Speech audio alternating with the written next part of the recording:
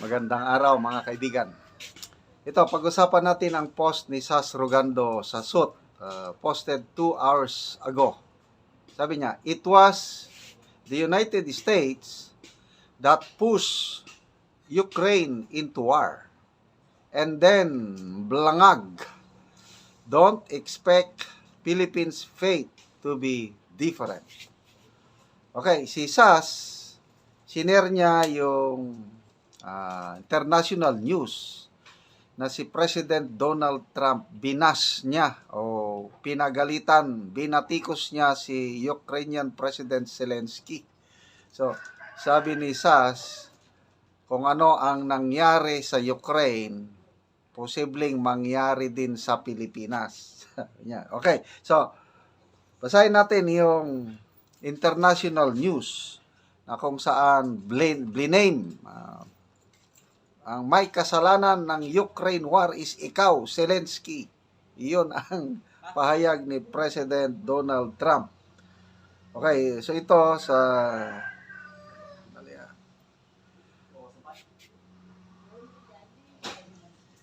Inquirer.net. Balita ng Inquirer, Global Scale. Title, Trump bashes Zelensky, confident on Ukraine deal. Palm Beach, United States. Ito yung balita. International news. President Donald Trump is sniper ba? Tinamaan.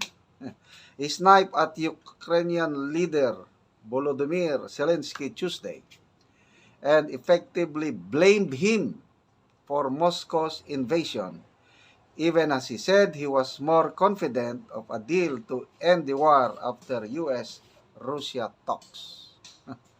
Pero mo yan, pagalitan ka ng presidente. Dati kasi, itong si Zelensky, paborito ni President Joe Biden. Ngayon, nag-iba na ang ihip ng hangin. Ayan na, Trump na. Ayan na, binabas na siya.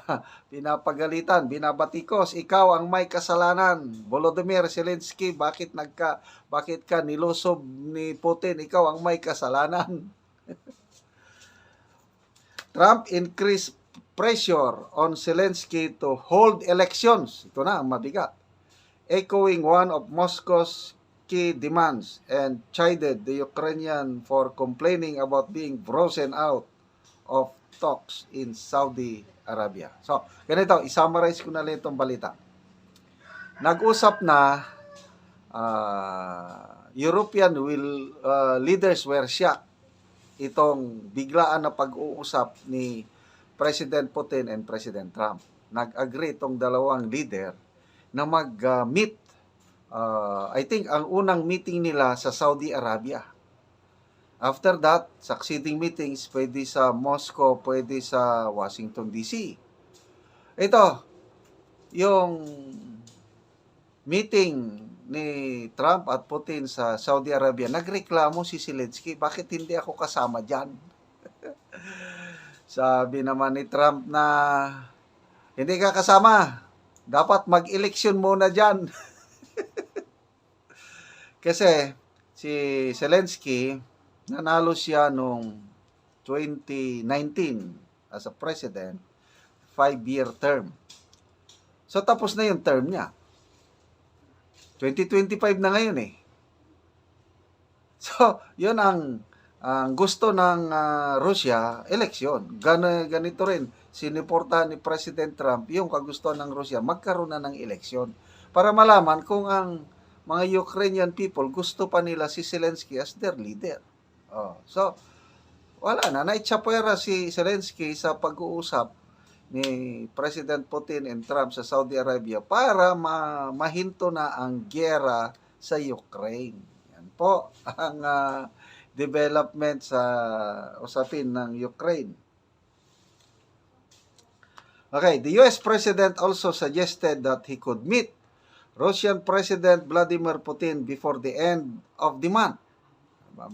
Ito, before the end of February. As Washington overhauls its stance toward Russia in a shift that has alarmed European leaders. Nataranta na ang European leaders dahil iba na ang ihip ng hangin ngayon. Grabe, itong si ano. Okay. I am very disappointed. I hear that they're upset about not having a seat, sabi ni Trump, yung bang sa Saudi Arabia. Hindi siya Today, sabi ni Trump, I heard, oh well, we weren't invited. Well, you've been there for 3 years. You should have never started it. You could have made a deal. 3 years na yung giyera, hindi sana ito nangyari kung hindi dahil sa iyo. Zelensky had earlier Tuesday criticized the U.S.-Russia talks for excluding Kiev, saying efforts to end the war must be fair and involve European countries while postponing his own trip to Saudi Arabia. The Ukrainian leader comments appeared to incense Trump. Nagalit si Trump, who proceeded to launch a series of attacks on Zelensky, who had led Kiev's fight against Russia February 2022 invasion. Okay.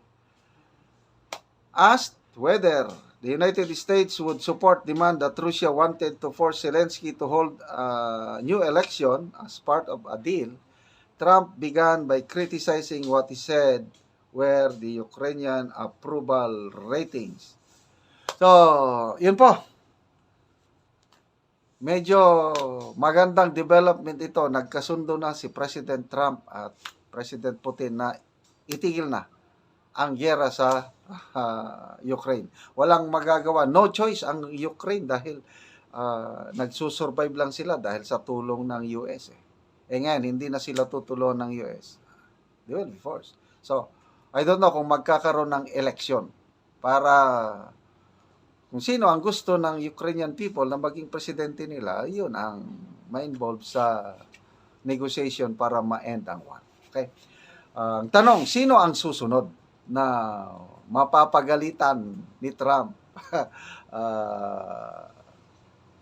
Ikaw na, kayo nang bahala. Baka may kinakabahan na dyan na kung anong nangyari kay Zelensky, ganun din ang mangyari sa kanya kung hindi siya mag-ingat. Sino? Bahala na kayo. Mga kaibigan, salamat sa inyong panonood palagi sa ating channel. Nagkakaroon tayo ng income dahil sa inyong panonood. At itinutulong natin sa Talaandig Tribe sa Bukidnon ang sweldo natin sa YouTube. Namimigay tayo ng libreng yero at pako sa tribo para makapagpatayo sila ng sariling bahay. Namimigay din tayo ng solar lights para naman magliwanag ang tahanan nila kung gabi. So, panoorin nyo ang video na ito, kabalikat kayo sa pagtulong. Patuloy nyo lang ang panonood sa ating mga channel, lalo na yung hindi nyo pag-skip ng ads.